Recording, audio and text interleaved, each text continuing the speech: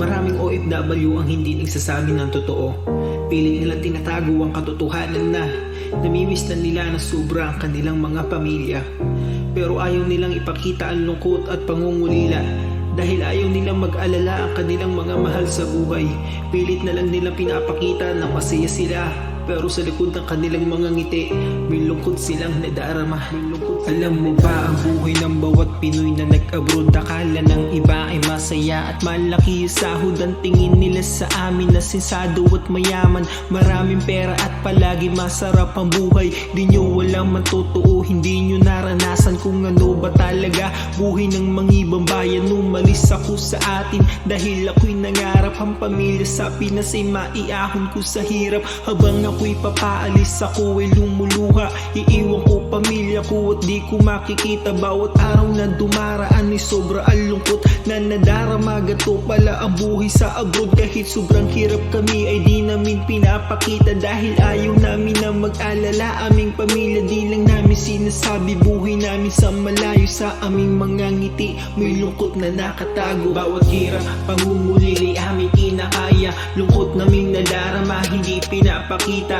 Ayan ang buhay sa abroad, ito ang totoo. Mga luha sa aming matay pilit na tinatago. Bawat hirap at pangungulili aming kinakaya. Lungkot naming nadarama hindi pinapakita. Ayan ang buhay sa abroad, ito ang totoo. Mga luha sa aming matay pilit na tinatago. Kung alam nyo lang ang hirap, kailangan magtiis. Hindi rin namin sinasabi pag kami ay may sakit. Ayaw namin na mag-alala, pamilya sa Pinas wala kaming ibang karamay. Pag kami umiiyak, kailangan namin tong itago. At dapat na gawin kung may sakit kami ay pinipilit naming tiisin na bumangon at humakbang piliting tumayo para sa pangarap at pamilya. Di kami susuko. Ang tanging sandalan namin nagbibigay lakas. Malaman lang naming maayos ang pamilya sa Pinas. Hindi baling kami ang mangulilang mag-isa. Basta mga mahal sa buhay namin sila'y masaya. Kami magtitiis at paulit-ulit itatago ang nadarama at hirap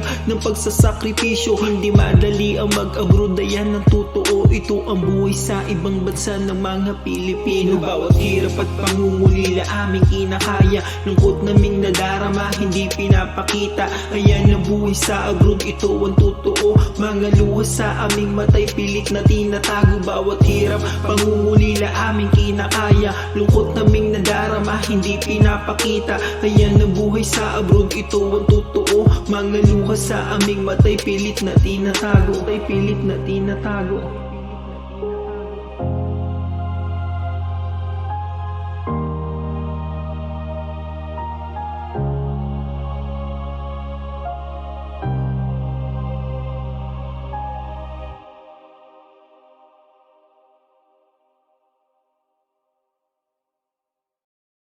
Maraming OFW ang hindi nagsasabi ng totoo. Pilit nilang tinatago ang katotohanan na namimiss na nila na sobra ang kanilang mga pamilya.